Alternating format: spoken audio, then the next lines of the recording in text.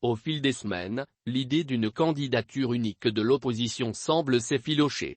Se réclamant en effet pourtant de l'opposition, le président du Parti social-démocrate, PSD, Pierre Claver Maganga Moussavou, a officialisé, le 26 janvier, sa candidature à l'élection présidentielle à venir.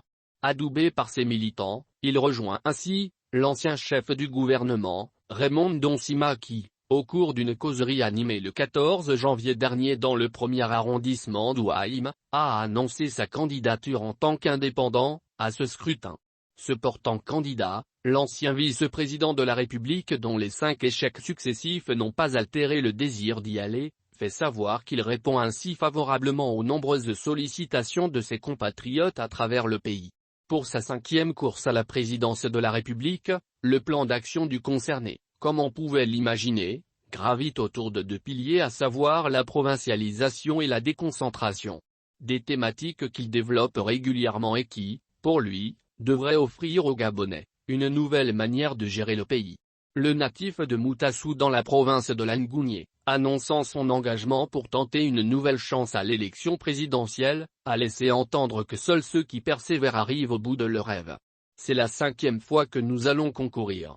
Et, d'aucuns ont souvent raillé cette candidature, en se disant voilà quelqu'un qui a concouru plusieurs fois et il n'a pas eu des résultats escomptés. Comment se fait-il qu'il puisse encore se présenter aux élections présidentielles de 2023 ? La notion de persévérance est ici perçue, non pas comme une faiblesse, mais comme une valeur à inculquer au peuple gabonais, a expliqué l'ancien maire de Mouila.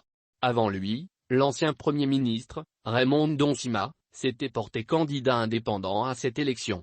Les limites de l'exécutif actuel, entre autres, dans les secteurs de l'éducation, le réseau routier national, la santé publique, l'eau et l'électricité, la lutte contre la pauvreté et le chômage des jeunes, l'ont convaincu à se positionner pour la 2e fois.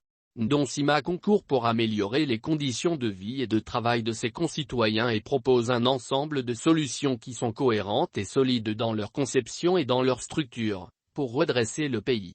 Si l'économiste pense à une réforme profonde des institutions politiques, il invite à rééquilibrer les pouvoirs entre les instances politiques, les assemblées, les cours judiciaires, le Parlement et le gouvernement.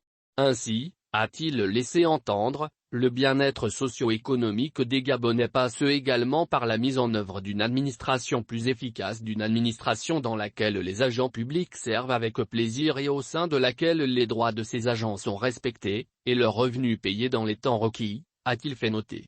Dans son projet de société, il propose un modèle économique performant dans la création d'emplois et des valeurs. Mais aussi, un système vertueux, qui tient compte de la durabilité dans le temps et qui préserve l'environnement, ainsi qu'un système solidaire des infrastructures publiques, c'est-à-dire la création des établissements scolaires, les hôpitaux, construction des voies de communication. Si les candidatures, les unes plus farfelues que les autres, s'amoncellent, avec parfois des acteurs politiques inconnus de la scène, il reste que la date de cette échéance n'a pas encore été fixée. Toutefois, elle pourrait se tenir en août si les principes sont respectés.